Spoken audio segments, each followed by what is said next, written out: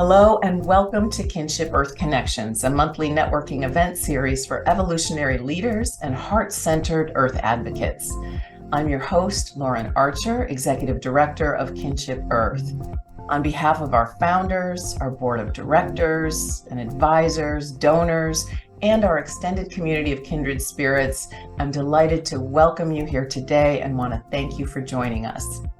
At each Kinship Earth Connections event, we introduce members of our network and help facilitate introductions and strategic alliances and foster our growing community as one global network, working together on our shared goals of helping humanity awaken to our essential connection with all life on Earth. Today, we are delighted to introduce you to Dani Bellavita, an activist for ecological restoration, an architect of place-based communities, and an alchemist of decentralized governance and economies. Dani bridges the virtual technological world with the natural living wild, making maps, magic, and a bit of mischief. She is a village-building matriarch and a crypto evangelista, giving globally as a digital nomad in Web3 technology while living locally in communities from Cascadia to Standing Rock, Cataluña to Black Rock, and Costa Rica. Dani has been facilitating personal and systems transformation for over 30 years. A corporate project manager until 2013, she has since co-founded and led many organizations, including Our Sacred Acres, Bloom Network, Giveth DAO, Gaia Gives, Refi Costa Rica, the Diamante Bridge Collective, Diamante Luz Trust. She is a published author in Re-inhabiting the Village, co-producer of Decentral at Burning Man, and was featured in the documentary Standing Rock, A Vision for Our Future, and the international film More Than a Pipeline. She has articles in Mel Magazine and Reality Sandwich, has served on councils and boards for organizations including Women of Wisdom Foundation, Wilderness Awareness School, and the Earth Gym, and hosted a radio program, The Village Portal, on Lucid Vibe Radio. She currently contributes to cultural exchange projects with real-life application of blockchain-based tools that incentivize human coordination toward valuing the care of nature. So let's all give a warm Kinship Earth welcome to Dani Bellavita. Welcome, Dani. Thank you so much. I'm trusting you can all hear me well. And after receiving that mouthful of experience and projects that I'm working on, I trust you can imagine that there's times when I'm operating in a few different dimensions and time zones at once. I have had a lot of fun putting together this slideshow presentation for you to help guide me in a story to share with you all. And I particularly want to first thank you, Lauren. Our initial interview conversation that we had that led to this was very powerful for me to realize how what I have to share isn't just for the people that I'm working with here on the ground to be inspired into service, but that there's a lot of people working all around the world, like all of you amazing kin. So I'm grateful for this invitation to share with you. I'm also incredibly grateful to Stephen Gomes, recognizing me as a kindred when we met up at Rancho Margot here in Costa Rica. We're in an amazing time and space right now. So I'm going to step into sharing my screen now. I believe you'll be able to see this. Let's see how that works. Is that working for you? Yeah, it's beautiful. Great. Oh, thank you. Now, if I could see it, it would help me. Okay, good. So I had a dear friend of mine offer in the recent days to take the story that I'm working on and craft some images, and I'm excited to share this with you. So the talk today is an evolution of a lot of different things. The title is something that I'm incredibly passionate about. I truly believe through all of this work that we've been doing through community building and economic reevaluation and looking at how the systems that we live in right now are not accurately reflecting our values, not allowing us to actually value the care that we put into caring for our earth. And I believe that one of the underlying reasons for this is how ownership itself has evolved and how we view land value and asset value and the value of what we're able to take from the land or from a community as where we are able to generate for ourselves. When in fact, I truly believe that by valuing the contributions that people are putting into the work to care for our earth and become better stewards, we can actually create a sustainable and regenerative economy. So I'm going to go forward on this slide. Let's see. Great. Okay, a little bit of background about me. This is fun. So this maker of matches, maps, and magic is something that I really carry in all of the work that I do. I am a maker. I am a manifesting generator. Things come to me and ask to be created in partnership with other people. And the greater I can feel the energy of a place and of people and of projects, the greater my capacity is to actually create matches between partnerships, people who are working on similar things around the world, to create maps of these assets and resources and see where we have abundance and things that are ready to be shared and where there's maybe a nutrient deficit that we want to start moving things towards. And all of that is done through magic. And magic in the Coast Salish language, magic and nature and green are all the same word. And I really feel that. I feel that nature is the magic. And when we're connected to the spirituality of our earth, of our Mother Earth, and the nature that we are, our human nature and our ecosystem, this is where the magic comes from and where true creativity can be fully expressed through our physical forms.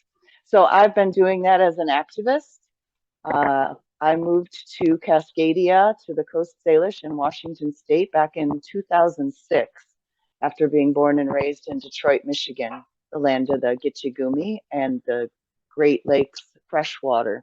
The Pacific, the mountains, the ocean, they were just calling me. It was undeniable that I was supposed to leave now.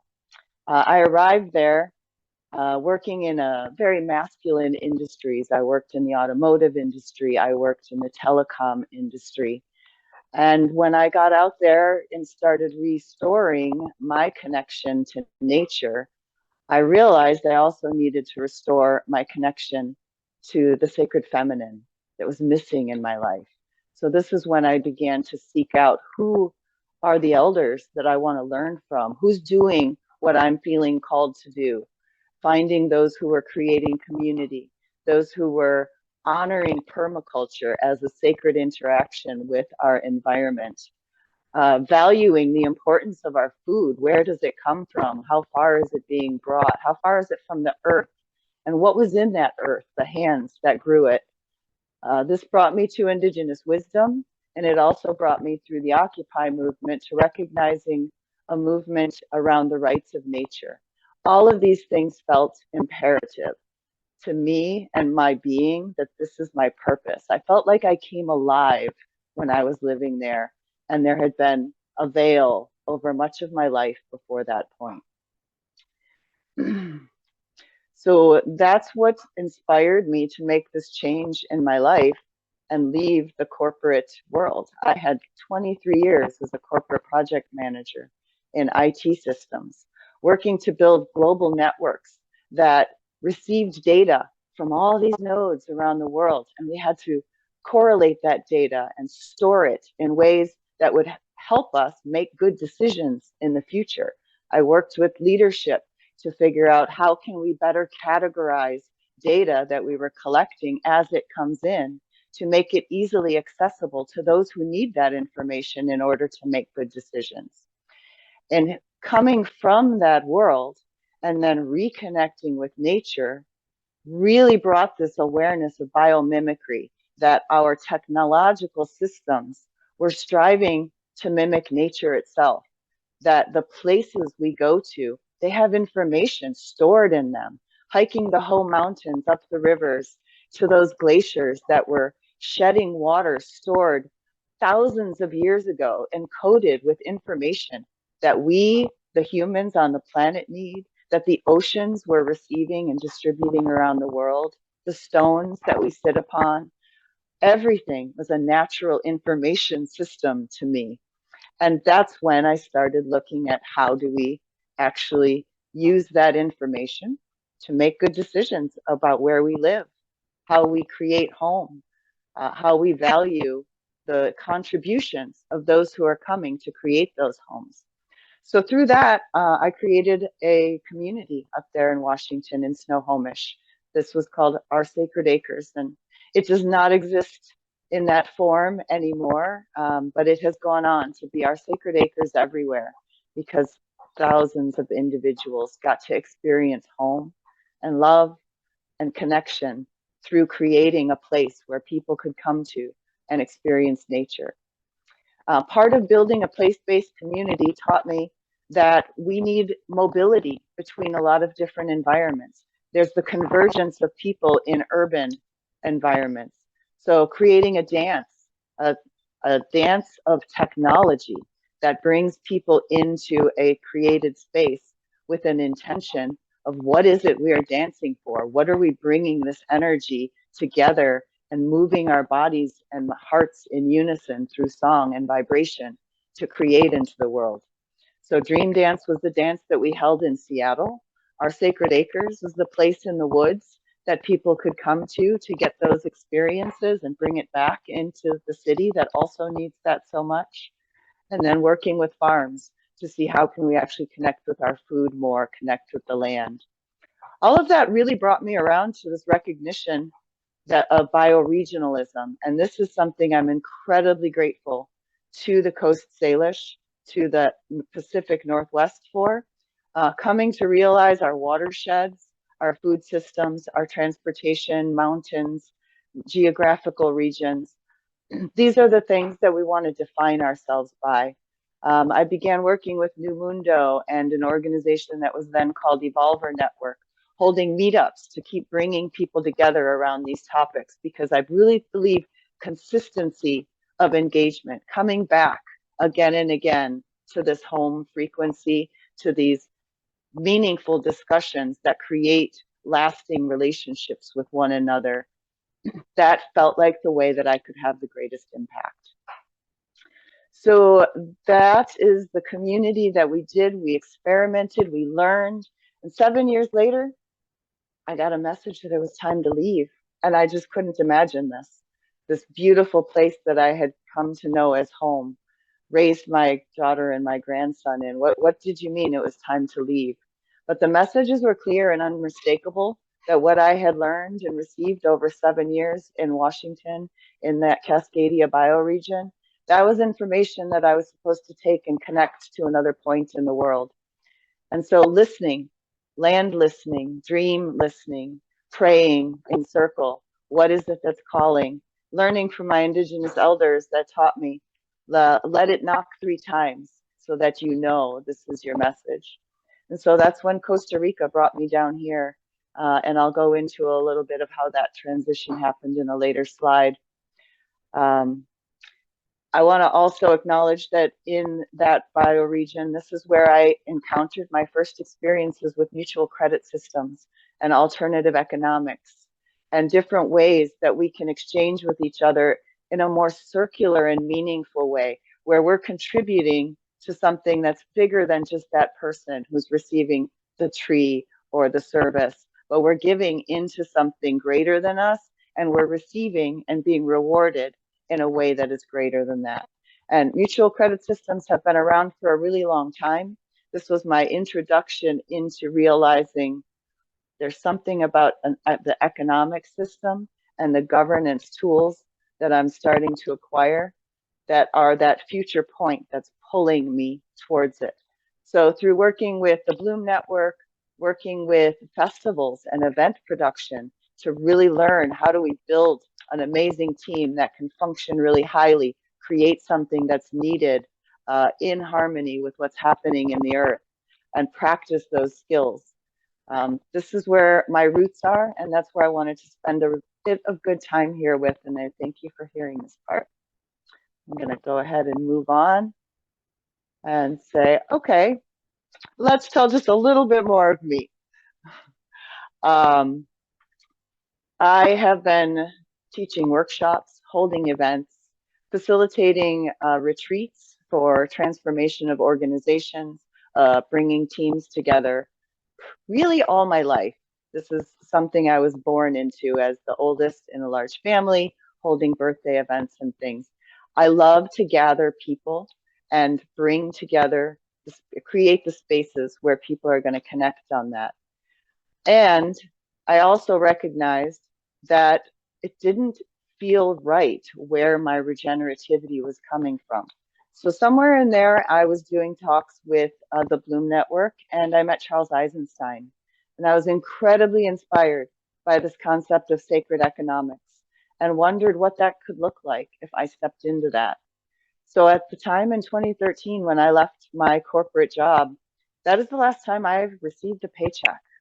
I spent the next 7 years providing my services here in Costa Rica, receiving and learning from the people here and this place without any expectation that somebody who I was sharing with was going to give me something back directly. This was my first step into having some trust in Creator and the universe. And it wasn't easy. I went from a 6-figure salary to $5,000 a year for a couple of years, living here in community, being fully in service to these places that I saw were the places where those who have the least access to a lot of these tools and information were congregating. And so giving there has the greatest potential for future impact, even though I had to let go of ever having any idea where those rewards were going to come back to me. And what I learned is I had a lot of work to do on myself in order to do that. Restoring right relations is a lifelong process. We're inheriting generations of not being in right relationship with each other and with the planet. And so a lot of the work and the service I do, I recognize may not even be for me. It's not coming back in my lifetime. Maybe I'll get to see it, but maybe it'll be my daughter. And I sure hope my grandson gets to live in this world that we're creating right now through trying out these new things and seeing how to bring that into the future. I want to speak briefly on retroactive rewards because I don't have a lot of it in the presentation later. And yet to me, this is part of this transition that I think is really key to what we're doing. There are people who have been doing so much work, giving so much service into nonprofits that don't really reward the people who contribute, into care for the land, for their families. Continuous acts of service have been provided that we are now here standing on the shoulders of those people. I really believe that as we transition our economic systems, we must look at these models at how a portion of what comes in goes back. Like rather than looking at here's the project, here's the people who are going to work on it, here's how the funds will be used into the future. Let's look at that common pool and think to ourselves, how much of that should we give to those who have already done the work? And this is where my excitement around Web3 and blockchain comes in, because the more ways we have to actually record our impact and track the good works and the acts of service that we're doing, the better we have mechanisms in place in the future to value and reward what's working and who contributed to bringing that into the world. And that's the transformative social impact part of this.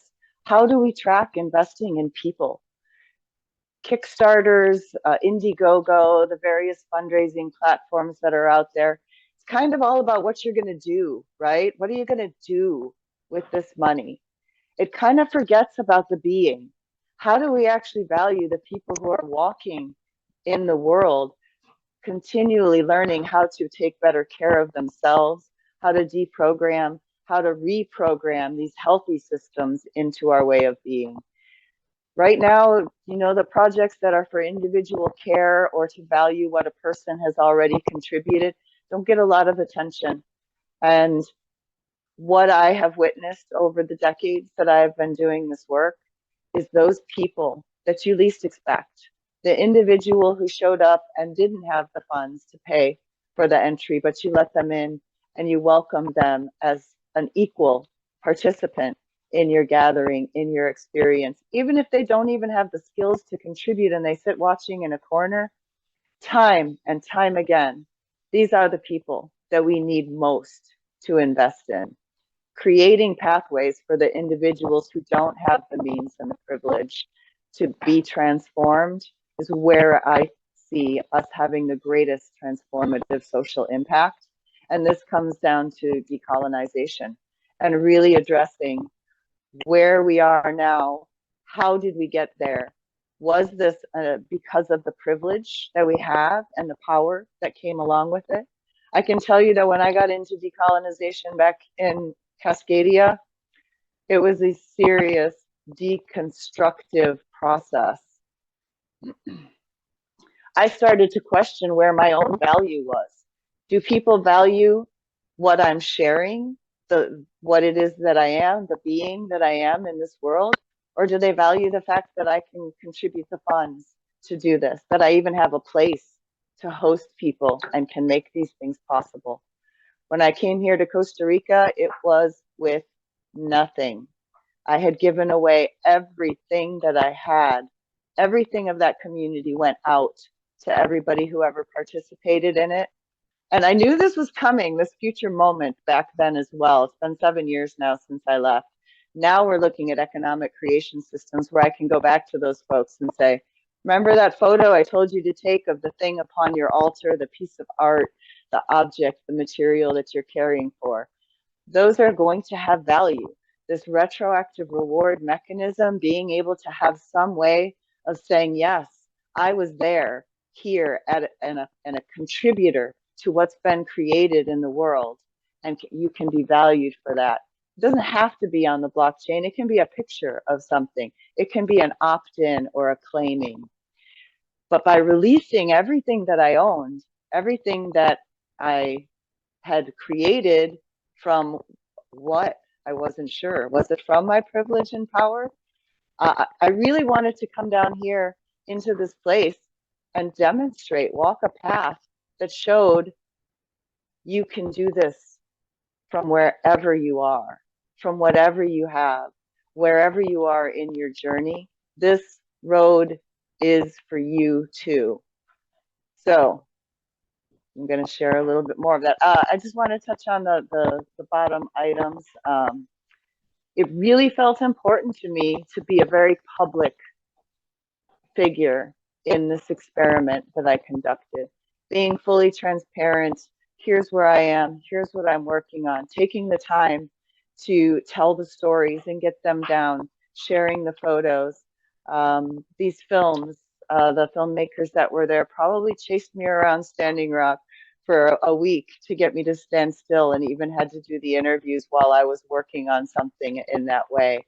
But our media, our storytellers, those who are documenting the path that we're taking in the world right now, it's really important, because the people who are coming behind us to do this, they need these tools.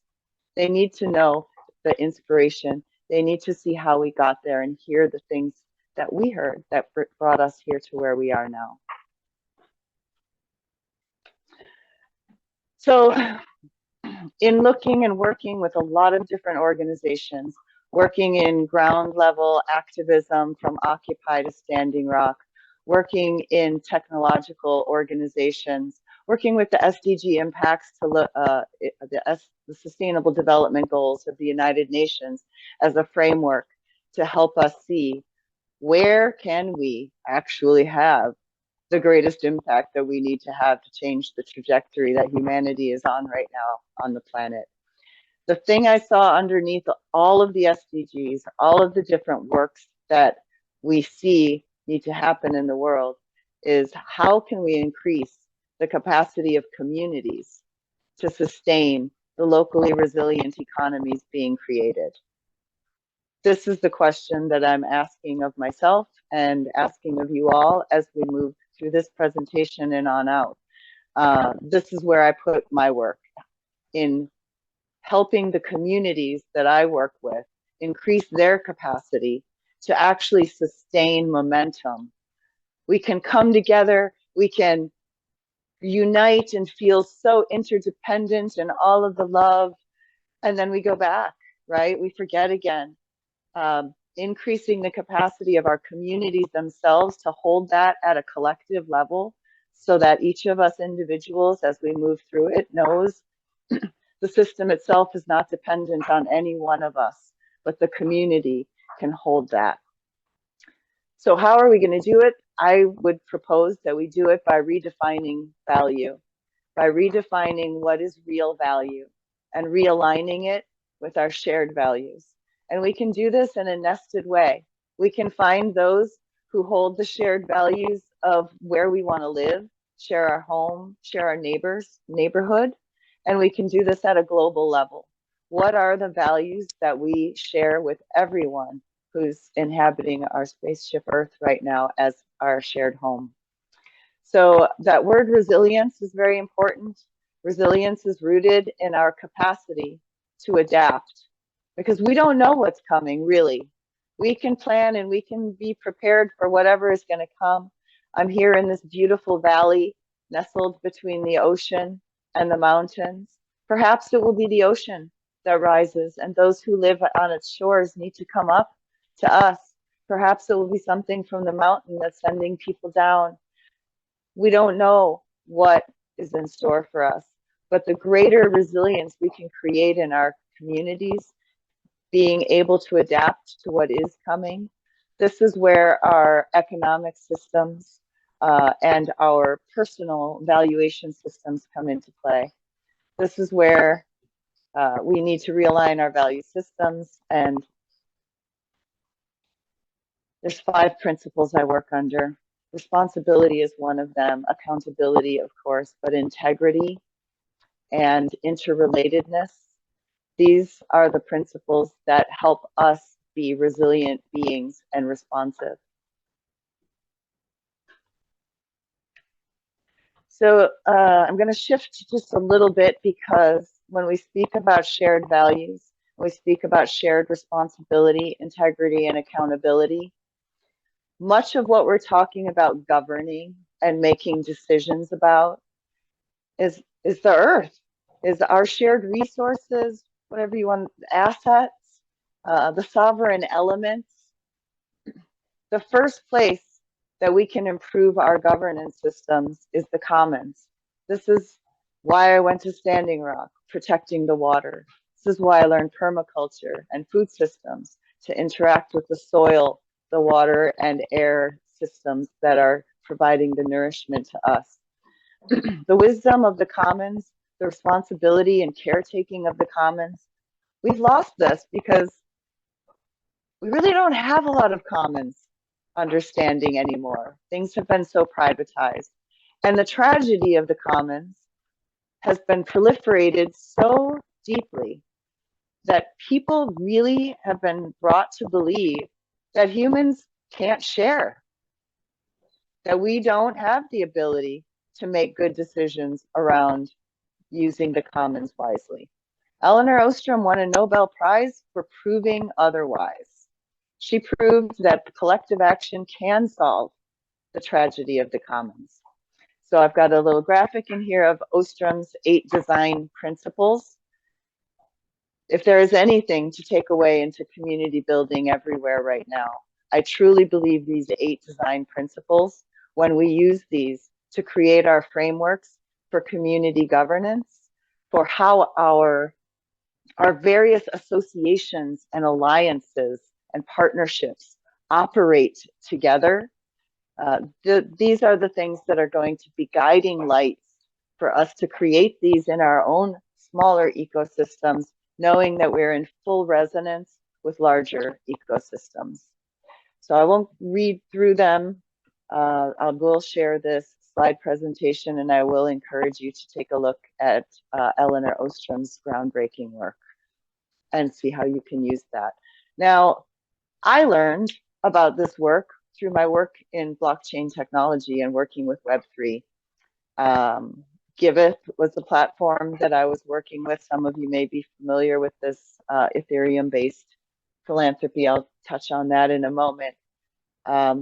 But we realized we needed to use the tools and the systems that we had to start providing frameworks for these communities that were experimenting in the DAO space. A lot of these experiments that we need for people on the ground can't be conducted on the people on the ground. Those who are doing this work, who are maintaining and restoring these connections to the earth, taking care of the people and the land, they really don't have the bandwidth, the time to spare to learn new advancements in technology. So this is where this bridge between the digital world and the communities forming to create commons, to create the software, the open source tools that we as humans need deeply in order to solve these challenges of human coordination that are really keeping our communities from achieving the success that we know is possible. It's a matter of coordination, and coordination is best done with the correct tools for communication, for agreements, and for being able to go back and review the data that we use to make a decision so that we can see when to make changes based on how that's working out for us. So I worked on a little project. The Common Stack came out of Giveth, and we created a simulator. This simulator, I got to write the script for it, and I've got the link there, sim.commonstack.org. When I developed it, I was looking at working with Radical Exchange because I felt that Radical Exchange touched so many different layers of society that it could actually have a chance to save the world. So the Common Simulator is a guided story that takes people through a game of setting the parameters for how to create a commons that governs collective resources. And this was our first effort to start thinking about how to explain these concepts to people.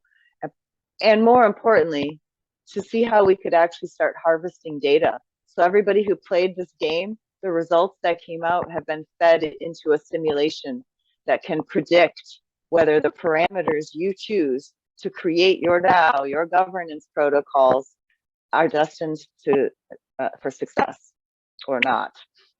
So it's a fun game. I encourage you to try that out. So this is speaking about bridging technology with people on the ground that need these tools. For me, that started with activism. So I haven't I've mentioned Standing Rock a bit here, but what I want to impress upon you, perhaps you will see that that is me sitting down there with my hands behind my back, with the tanks behind us, having been arrested on my third day of arriving to Standing Rock. It was not my intention to go there and be arrested. It was my intention to go help with eco toilets and waste management and ensure that we were taking good care of the impact being had on the earth there, where so many resources were being converged upon the ground. So I saw through that experience a transformation of such magnitude that the life that I lived prior to that, everything I've shared with you up to this point, was something I knew I could no longer return to. This was a pivotal moment, a changing point in my life. Being arrested at that time, seeing what the people were being subjected to, what I myself was subjected to through that arrest, through watching how everyone was treated in jail, the lies, the manipulation and deception to frighten people. And I realized that in some way I had contributed to this. I worked for 20 some years paying my taxes and participating fully in the system, looking at how to be the best citizen that I could be. And I realized through this that it wasn't actually possible for me there, that I had been complicit in a system that was perpetuating harm. And this was the moment when I realized I could no longer be complicit in this way, that I needed to withdraw my energy from these systems, make that statement, and channel every bit of energy that I have into finding the ways to use my skills that I acquired in that space to help those who didn't have them. So these ground level actions of people coming together in such a powerful way, coming together in prayer, coming together in unified purpose that is clear, clarion call where and how we need to be operating, was absolutely unmistakable once you inhabit a space where that magic and that synchronicity is happening constantly. There was not a moment where I did not know I was fully supported in this space. For 6 months, living in the freezing cold in a teepee, I was joyous to wake up every morning and climb out and go make the coffee and interact with my community and see what magic was going to happen. And working at that ground level action camp, it showed me what's absolutely real and possible and needed in this world. I knew that for having experienced that, I can bring it to wherever I go. And I can bring the tools and information that I've learned into those spaces as well. So this is where the third thread comes in. The people and the places and the projects that we can experiment with a little bit and try out the real world application of these digital tools to initiatives that do have the ability to bridge that gap. The people who do have smartphones and the capacity to download a wallet and start using some of these different tools. So these three threads have come together and moved me forward. And I've been able to track my story of impact by doing this. And not only my story of impact, but everyone here on the ground that has listed their project on this Giveth platform and has received some sort of support through that and has shared their story of what they've been able to do. I can now show, coming from a place of having no material assets, having heart and skill and willingness to get in and do the good work and the hard work on myself and on these projects, I can show the impact that I've been able to have. So my work on Giveth, I was not employed there. I was able to stay in that space for these last few years of, I believe in this project. I believe that it is creating good and creating a pathway for us to learn from and be able to do something better in the future. So I contributed to the development of this platform because I wanted to use it as a way for me to show my impact. Now, because I was experimenting in this Web3 space at a pivotal time when a lot of new tools were being developed, and I had the freedom to go try these different platforms, to create a MetaMask wallet, to learn what Uniswap is and how to exchange tokens between different places. Each time I used tools that I believed in, each time I went to a conference and met someone and heard them talking and felt their spirit and was like, this is a good person working on the same thing I am. I want to align myself with this and contribute to it. Then I received tokens back as tokens of gratitude, right? Now, when these projects were successful, that created value. We all contributed to something and created value in the world. These tokenized systems allow us to actually store that value and grow it. When it grows, I got rewarded. So none of the 124 donations that I've put into various projects, totaling the amount of $124,000, wow, that's kind of fun today. That's all rewards that I received for my acts of generosity in working with these different platforms. As I received those rewards, I had already built this platform of people doing things I wanted to support. So as the rewards arrived, I was able to look at my menu of projects and choose which are the ones that I can support right now to have a positive impact in the community. And sometimes they're really big projects. Sometimes I know that little window is pretty small, but I can tell you nearly 50 projects have been created here in Costa Rica as a result of my sharing about this Giveth platform. Not all of them to show what they've received, but all of them in the effort of creating the project, of mapping out who they are, what they're going to do, why they believe it's important, and then translating that into this tool. It actually helped the people themselves refine their message about the project and to put it out as a prayer. So maybe the project didn't receive the crypto funding on this platform. Often I can go talk to these people and they've met someone as a result of this process. They've been in a shared space with another person who had something of value to contribute that helped them on their journey. So part of it can be tracked here. Part of it is just magic. And that's part of the delight of being in service and being in the gift, is the excitement of seeing how things arrive. Often even better than we can imagine them themselves.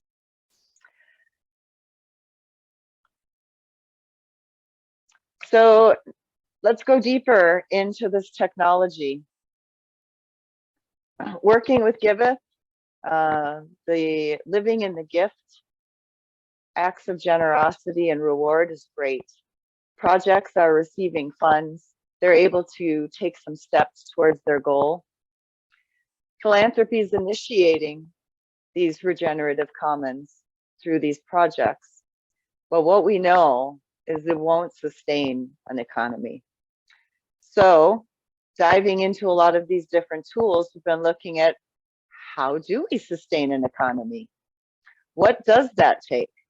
So working from Giveth through the Commons Stack, through block science and these technical tools, we've been able to come up with a map, a roadmap.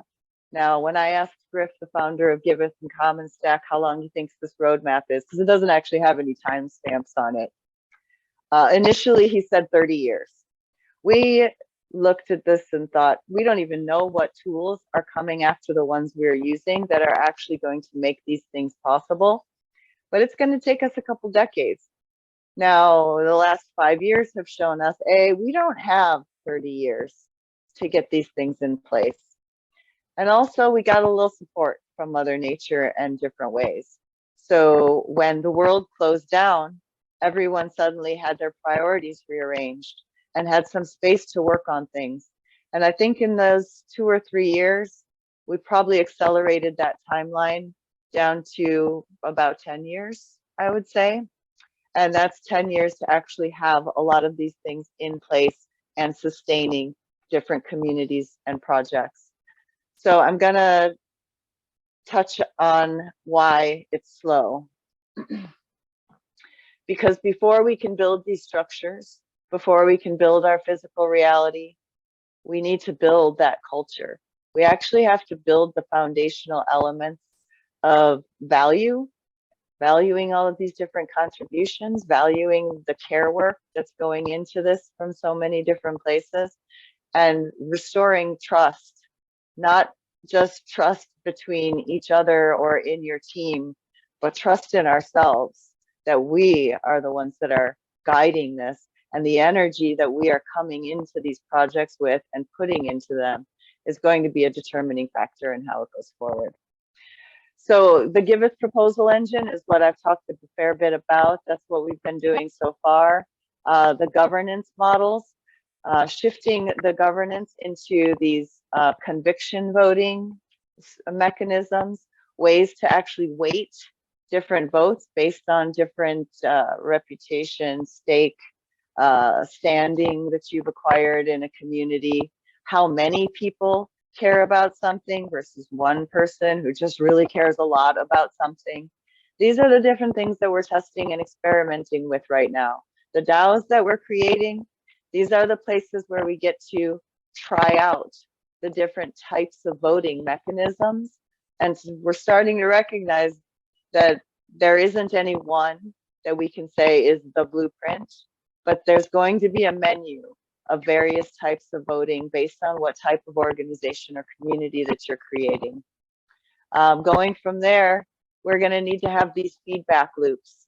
So you can't just jump right in and keep going forward. We've got to build in mechanisms for collecting data in a healthy and private way, decentralized mechanisms that allow us to actually get feedback from how we're using the tools and build on them.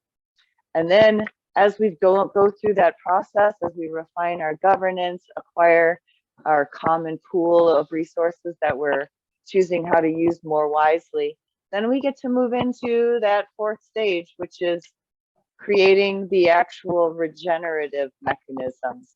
These are the local currencies. These are where what value is being created in a region ideally is being stored and exchanged in that region, while also having the means to be able to swap and support other areas that, ideally some of these regions are going to be highly productive, and they'll be able to support and align other communities that need some extra support. So those are the 4 layers of the economic creation from a technical standpoint. And again, I just want to emphasize all of this is great. The tools, the tech, I love all of the potential of it. I also recognize getting ourselves into these spaces of understanding our shared values and a community-focused approach demands. It's not just asking, it requires of us to build more healthy relationships for that resilience to evolve.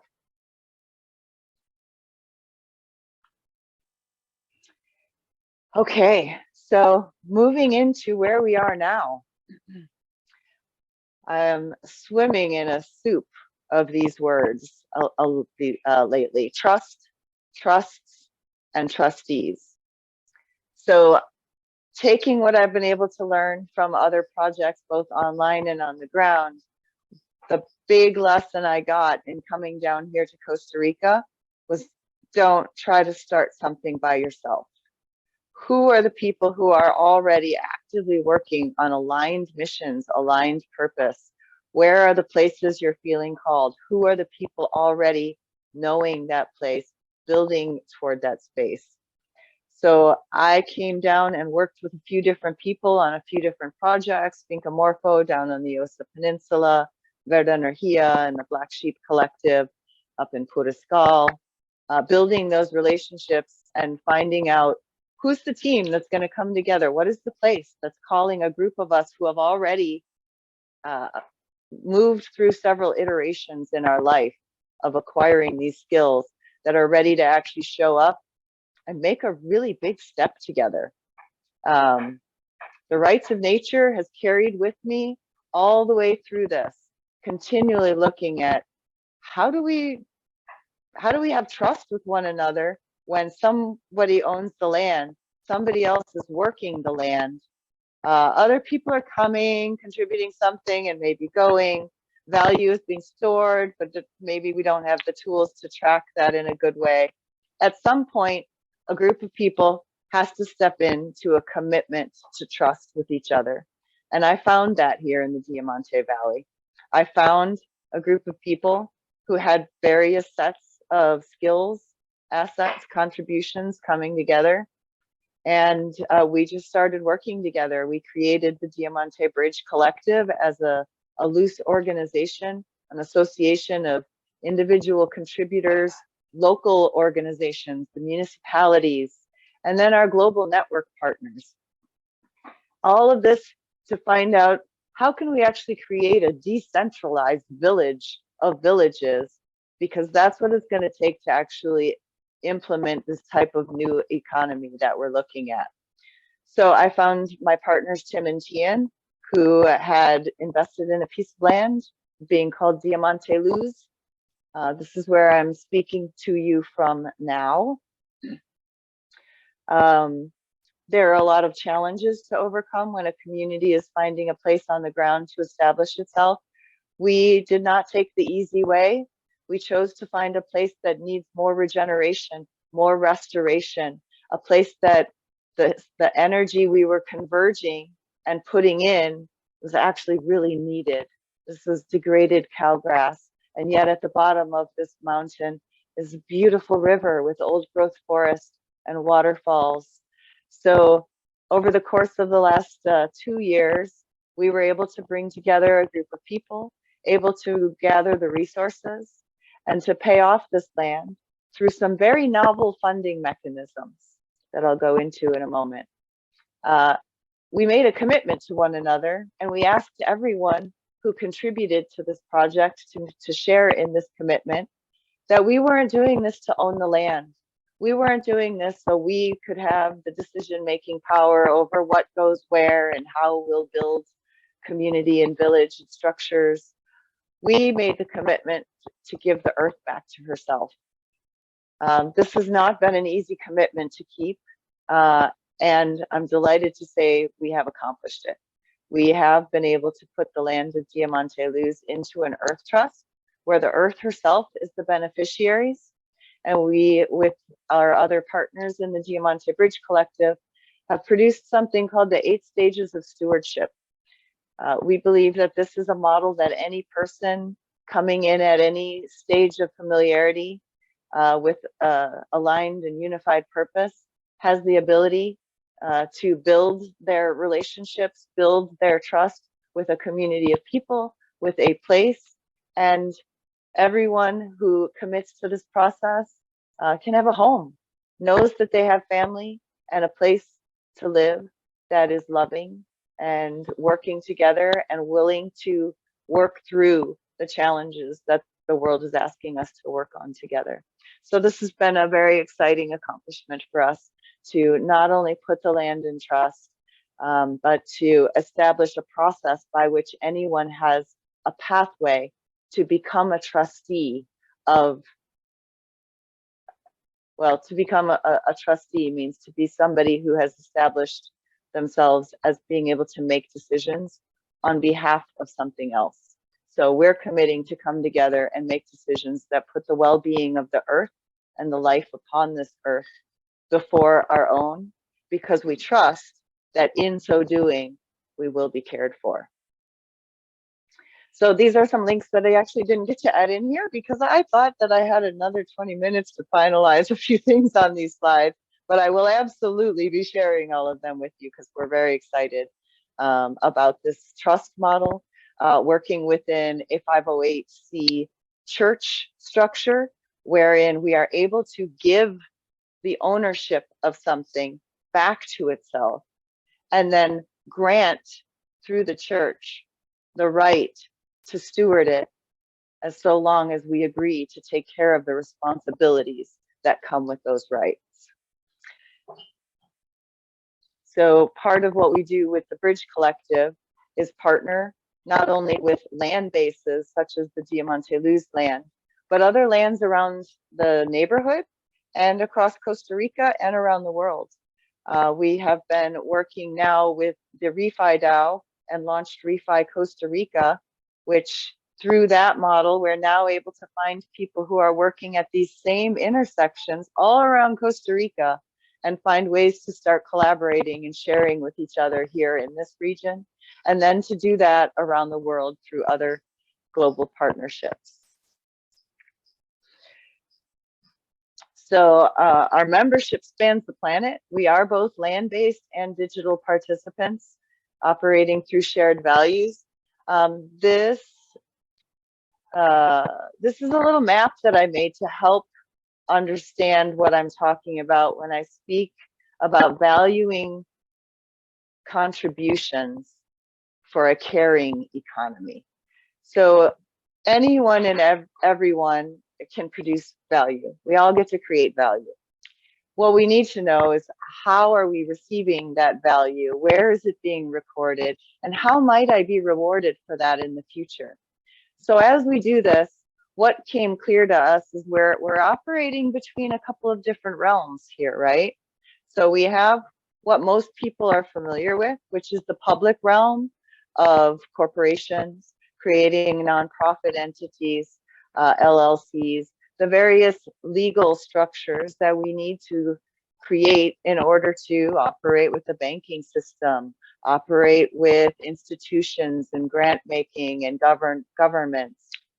Most people see that public realm and don't know there's something else, because we've forgotten that we actually existed before all of those man-made laws were created. And I am not that identity on this identity card. I am a spiritual sovereign being with the freedom to make choices around my own energy, where I put it, and how. So we've been working to assess what are the different ways we can reclaim our sovereign rights. We can give sovereign rights back to nature, and we can track who is contributing to that process in the way that they desire to be rewarded for their acts. So as a person creates or comes into a community carrying something of value, what's in your bundle? What are the skills, the things that you have acquired in your lifetime that you're stepping into? When we make this decision to be contributors and to step out of this ownership mentality and into the stewardship and the caretaking model, what are we giving to? And what do we need? We need a bridge that helps us navigate the way between the private and the public realm. So the first decision we need to make in that space is, are we giving something that we want recognized and registered in a public entity? So do we need to register this land transfer in the land registry of Costa Rica?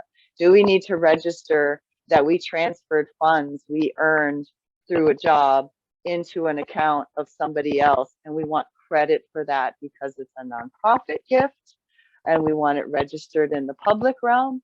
Or maybe we're just making a simple act of generosity and we're giving something forward towards that greater mission in trust that through our collaboration, communication, and relationship building, we will be cared for in that way. I'm going to start going a little faster here because I just noticed what time it is. And I'm happy to go through any of this with anyone who'd like to know. But essentially what we've done is we've created a way of receiving through the public realm so that any asset of any type can be donated, can be recognized, can be registered. And it can be governed and managed through the appropriate decentralized governance tool and mechanism to get to the people on the ground who actually have the information to make the decisions about how to utilize those resources the most wisely and have the greatest impact. We also have the ability to simply give these things through the private realm, have the whatever type of asset that is conveyed into the care of a larger body that then has the ability to grant back to you or to anyone who you determine the stewardship and care of those assets for the time frame defined.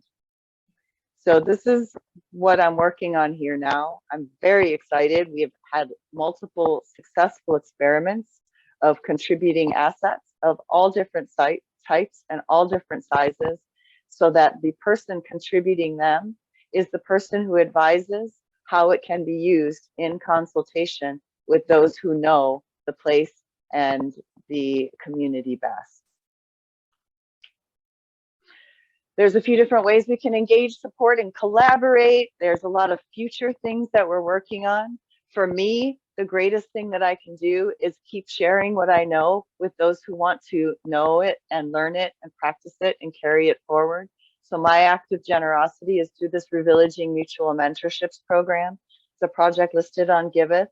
Through this fund, I'm able to cover room and board expenses for people who come here under some sort of sponsorship or scholarship model in order to engage with the land and the community, either on the path to being able to be here or in order to acquire skills and knowledge that they can then take back to their own communities.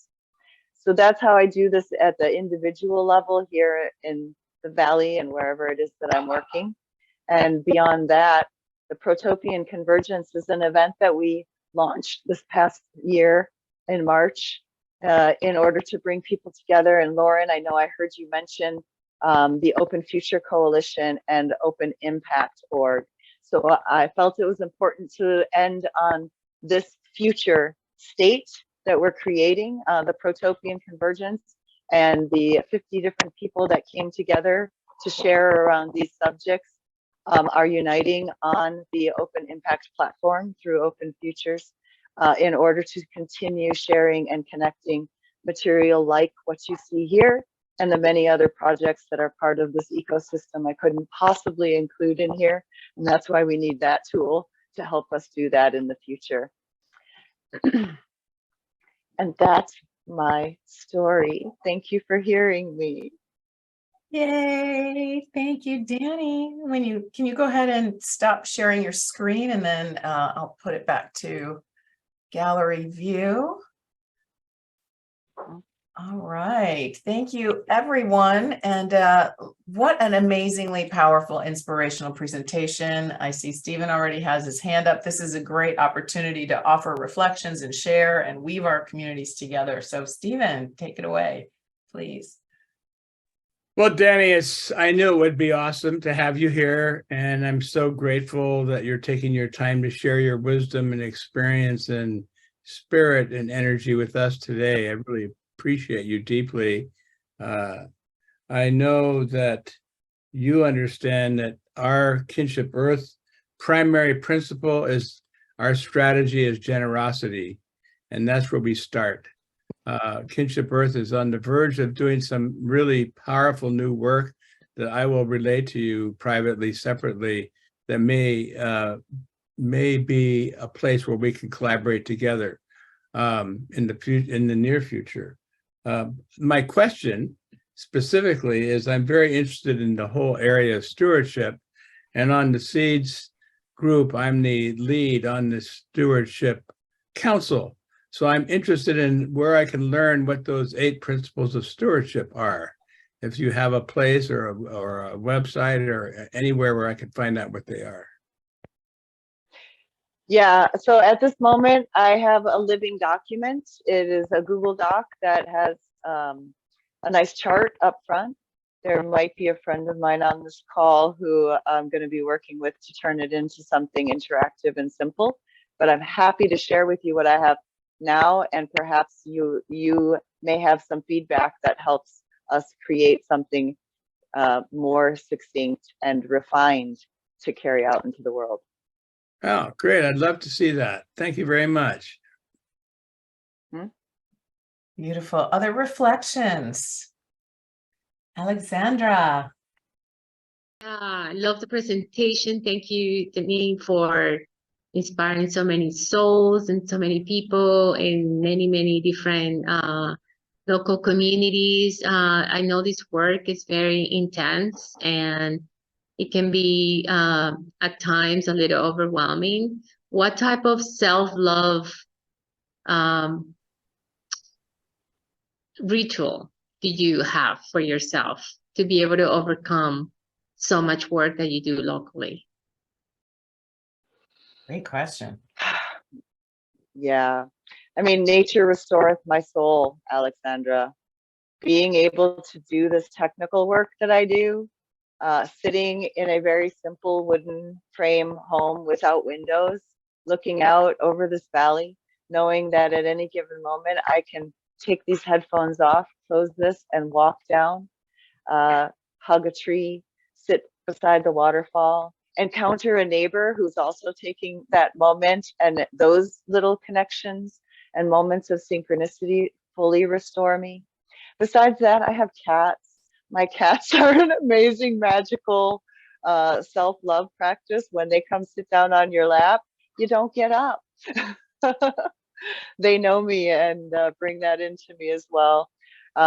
In this time, can I tell you that I have like a regular ritual or practice? No. I can tell you that my friend Chuck, who's also on this call, shared a practice with me this morning before this call that I intend to incorporate into my daily practice. I will tell you, every single morning I get up and reach over for the glass of water sitting on my bedside. And I pick that up and I thank it so deeply. And I drink it deeply with every gratitude and prayer that I have in me to start my day with that moment. And also before I drink coffee. Love it. Thank you. Nature restoreth my soul. Beautiful. Walter and Susan, got your hand up. Can you unmute yourself?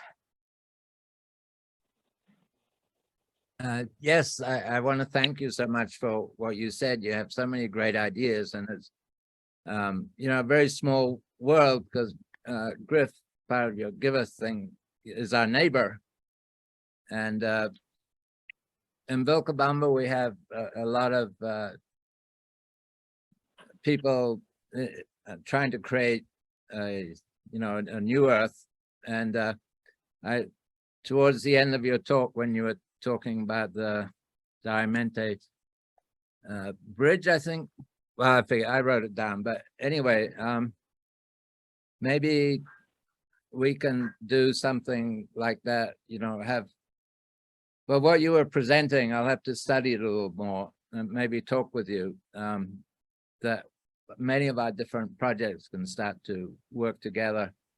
And for Finca Sagrada, the SAS is one step away from ownership. You buy shares, but you're not actually owning the land, and our main function here is to steward this sacred site, and that's what's so important for me. It's not trying to get away from the ownership, and I imagine Finca Sagrada will go through many different phases of legal development, and it will be interesting to see how that goes. But I just want to thank you for all the different ideas that you've obviously been thinking through and implementing already. Thank you, Walter. Back in Washington, Griff was a good friend of mine. And there was a moment where he asked me to come to Ecuador and get into this crypto thing. And I looked around at this community and I was like, well, there's no way I can leave here right now. But that sounds really cool. Maybe I should start restructuring things to have the ability to do something like that. And so Griff was quite instrumental in my life in many of the transitions that I made. And in speaking to him, he said he couldn't even figure out why he bought that land, and it just came to him that that's what he's supposed to do, and he did. And he actually credits Susan with much of this work that I shared with you. His inspiration for that came from Susan's work in social investing. So thank you for inspiring those who inspired me. Beautiful. Susan has inspired many people, yes. Well, I want to acknowledge the time. Thank you all for being present with us. Thank you, Susan and Walter and Stephen, and those of you who have been doing this work for generations, for many, many years. Dani, what you shared, I want to just reflect a couple of themes that I heard, and that was number one, really recognizing that it is from the place that we show up and that we have to do our personal work. I heard you recognize your contributions both to the problem and the solution, and really making the decision to take that leap of faith and to follow your heart and your principles, and to trust the universe and the flow. I also want to honor you as being a pioneer, to recognize that you're developing these systems, you and the teams of people that you're working with, and holding this vision that this is not something that's going to be done next week, that it's, a 10 to 30 year journey, and we're still in that experimentation. And for all of you who are working with place-based regeneration and looking at new models, how can we do this without the standard view of ownership, but being more involved in stewardship, donorship, contribution? And then also you mentioned, looking not just forward in what we're going to do, but also backward, and how we're rewarding those people who have been involved in setting up these systems. So just such tremendous heartfelt work. Thank you so much. This video will be edited and posted on our site. We want to encourage everyone to stay involved. If you haven't already, put your name on our email list at kinshipearth.org, so you receive invitations for future events. Please feel free to do so. And then I want to open it up. Any last words, final comments before we close out today? Pete. Yeah, thank you so much, Dani. This is really coherent, beautiful vision. I just want to share my own experience with the gift economy. So I'm an energy healer, and for me, it's just kind of a way of giving back to the world and whoever I come into contact who has need. Just a way that I can share some healing with the world. And whenever anybody asks, well, what do you charge? What I've always said is I'll be happy with whatever you think is fair, is what I've always told anybody who feels like they want to give for my time. And the amazing thing is, without fail, they always give way more than, if I had to actually set a price, they give way more than what I would set as a price. Even people with no money, they'll do 5 hours of weeding for a session, and so I think that really validates the model of the gift economy, where I think it's an exponential function. When people give, it just expands that energy in the world and creates more of it. So bless you so much for creating a platform for this to actually happen. I just love so much what you're doing. Bless you so much. Woohoo! Thank you. I want to leave you with a dream, an imagining that we don't sell land, that instead of for sale signs, there's signs that say this land is never for sale.